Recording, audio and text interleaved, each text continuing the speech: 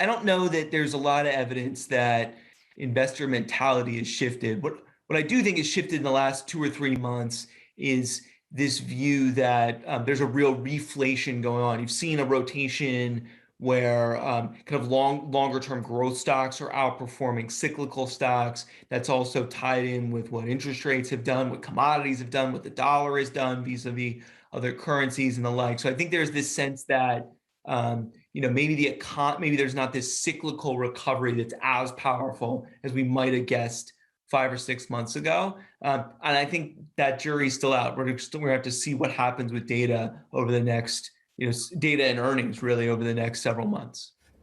You make a very interesting point in your notes about your expectation of where US bond yields are going, with that caveat that you've got to have some staying power, perhaps, if you buy the trade. Just walk us through the trade.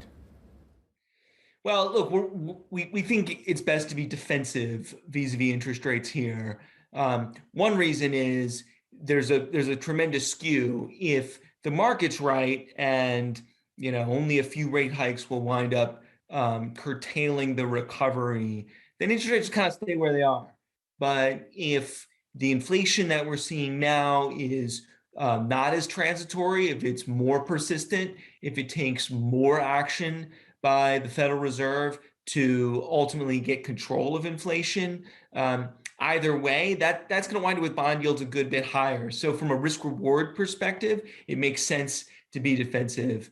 And furthermore, we think that the pressure from wages and the pressure from rent slash home ownership is going to continue to be a more persistent inflation factor. Almost every company needs to pay wages. So if that cost is pressing on every company, and if companies maintain the kind of pricing power that they've shown the last 6 to 9 months, there's no particular reason to think that inflation is going to go suddenly back to kind of pre-2017 levels. Now, I don't think that U.S. CPI is going to continue to grow at 5%, but it doesn't need to grow at 5% for bond yields today to not make a lot of sense.